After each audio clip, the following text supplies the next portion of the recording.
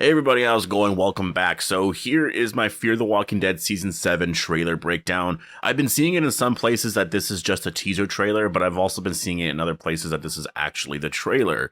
And I mean, it's as long as a trailer should be, and that's the thing, like, Fear the Walking Dead is premiering in literally a month from now, like, or I guess October 17th, but we'll be able to watch it on October 10th, right? I believe if they release it a week early on AMC Plus, so I mean, this is practically the official trailer in my opinion. And in terms of it being a trailer, I will say that it's not the greatest of a trailer. I do think like what they do show is it's exciting because you can kind of see where they're going with it, but they're not really giving us much, right? Like this trailer wasn't too revealing. Whereas if you compare it to the Walking Dead Comic-Con trailer, that really gave us a lot. Like they jumped into a lot of stuff, a lot of crazy different shots. This one here, it's not so much like that. And I do wonder if it's because it's just a different type of story, right? The Walking Dead isn't so anthology based, right? In terms of how its episode progression. Fear the Walking Dead, if they do go based off of what they did last year early on in season 6, I could see why this trailer didn't seem that crazy, right? Like all the stuff we get of Morgan, a lot of it is just like one solo episode. Other shots that we see of like Daniel or Dwight and Sherry and stuff, that's going to be its own episode kind of thing.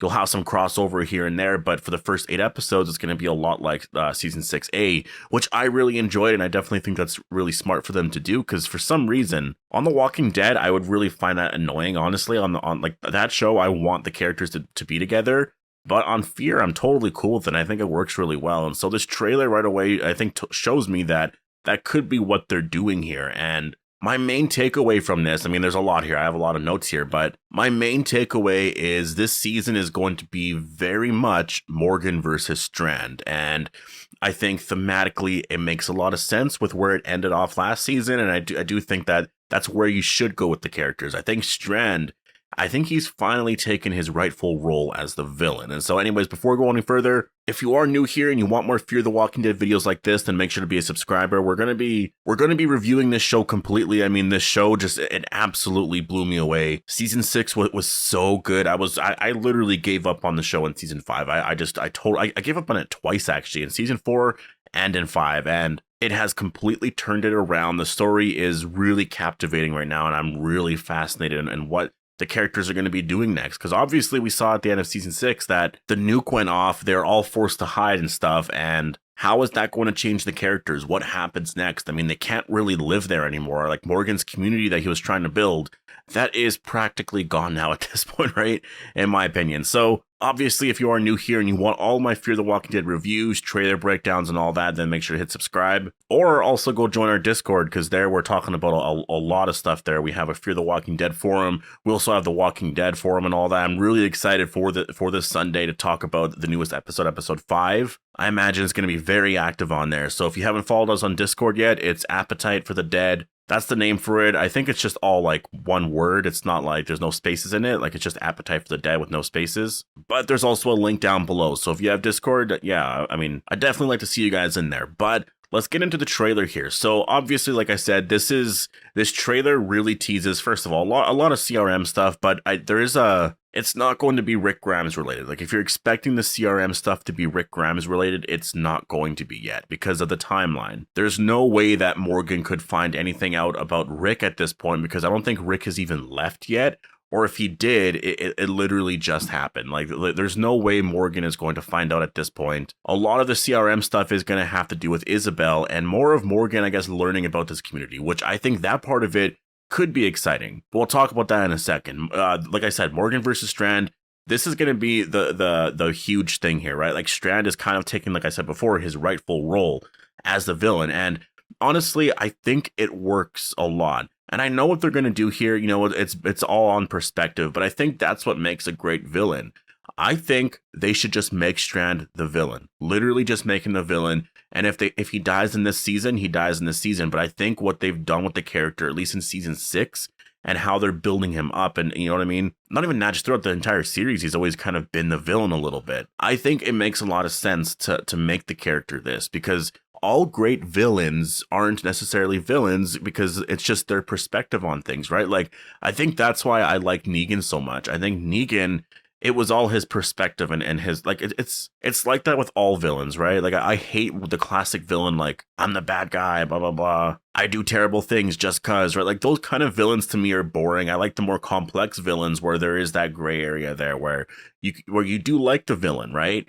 Negan, I always liked him. Even back in the day, I've always liked Negan. It was just that obviously he was the villain. Obviously he did terrible things, and so there was that part there where, or not part, but there was that point there where eventually he started to cross into he's not really the villain anymore, and like he's just such a complex character. I think Strand is kind of the opposite. He's always been kind of good, always on our side. He's always been self-serving though, right? And I think now is the time that he makes that leap to becoming the villain. And then I think eventually this could lead to his death, which I think would be tragic for the character. But I mean, you got to do that with some characters, right? Like not all characters are going to have happy endings. And I like the idea of it being Morgan versus Strand. That is such an interesting, because like Morgan even says, like, I'm okay with you wanting to fix the world. Like if you want to help people and fix everything, that's totally fine. But if you hurt anyone that I care about, anyone, whatever. And I think that's where things are going to start to be a little different, is I think Strand is going to like hurt people. I think he will do whatever the hell he needs to survive, to get that power, to do what he wants to do. Because at the end of season 6, like we saw that he just kind of gave up. He was like he survived the nuclear explosion. And he was just like, holy shit, I can't die. I don't give a shit anymore. Like, fuck it, right? So I think we're going to see that side of Strand, and I think it's about time. I think this is who the character is, and he's just being honest with himself now, and I love it. Honestly, I love it, and it makes me like the character a lot more. Instead of just being frustrated and like hating the character for like being on our side, but then doing things where he screws people over, and then I'm like, should I like this character? If they're making him the villain, I love it. And then it's just, like I said, it's his rightful role. I really, for the longest time, honestly, like this shouldn't be a surprise. Like we should have saw this coming. He is a villain. Now in the rest of the trailer, we see a lot of like nuclear winter shots, which I really love. And it's just such an insane change from what's going on like north of them, right? And a lot of the visuals here are, I expect this to be a lot from like the first like 3 or 4 episodes, I would say, of the season. But I think they're going to transition out of this because you can't have all that orange there forever, right? A lot of it could be from the first episode as well. The first episode could focus on Morgan and Grace and them trying to get out of this, right? And what I like here is the visuals of this. We see the shadows of nuclear explosion victims, like they're on the walls here. And this shit's real. If you actually look at some of the stuff that happened in Hiroshima and stuff, like this stuff is actually real. This is just being like completely true to what happens, the realities of a nuclear bomb going off. And it's crazy. So like I said, I think the first couple of episodes, and we see that a lot in the trailer here, a lot of it is them likely just going in, trying to save people, saving Dwight and Sherry, saving June and John, like John Dory Sr., and just going in there and saving everybody, because they can't be in that hellhole forever, right? It's so polluted with smoke. They have to get out. They're eventually going to take the fight to where Strand is. They're going to be in that location where it's much more safe. And then Alicia's story at some point is gonna come into play here. And that's the thing that I will say, for Alicia, it doesn't seem like she's going to have that big of a story in the first half, at least in the first like 4 episodes or so, right? It seems like her story is definitely going to be something that they get into near episode 8 or even in the second half of season 7. And it's most likely to do with like where she is. She's literally trapped in there.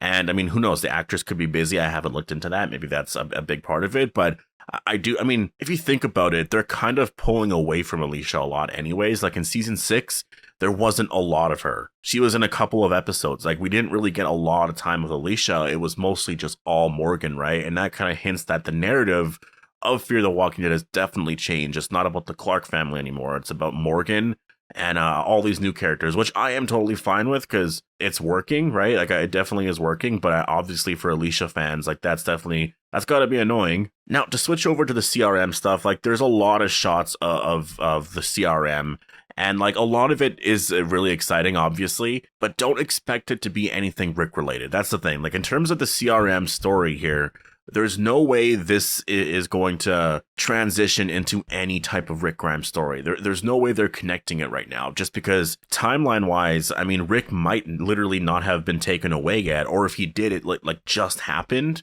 If they were caught up with like The Walking Dead's timeline, it's been like 6 years or something like that, then sure, I could definitely see that. Like, the one thing I could see is that maybe they are setting up Morgan to be in the Rick movie eventually. Like, maybe that happens by the time we get to the end of season 7. Like, Morgan learns a lot more about the CRM. You know, he learns like this community was doing this or whatever. But like, that stuff I think we could get in season 8, right? Like, Isabel, maybe she defects, right? And she just joins Althea in the group. And so the CRM eventually want to or start hunting her down, because they're like, you can't just leave the CRM like that. You can't just like decide to leave, because you're going to spill all of our secrets, and we don't like that. And so maybe they try to hunt or Isabel down.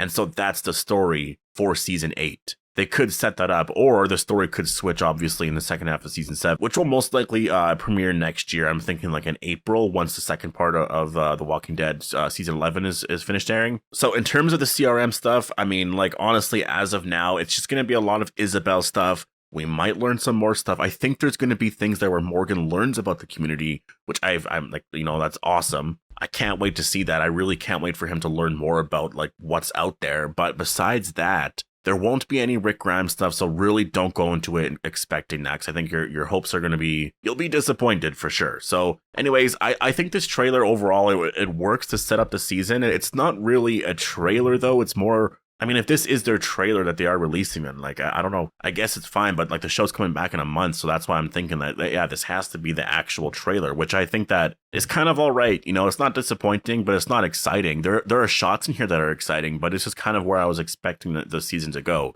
I'm just overall still excited for the season. So did this make me more excited? No, not really. But yeah, anyways, post your thoughts down below. Hope you all enjoyed the video, and I'll see you guys in the next one.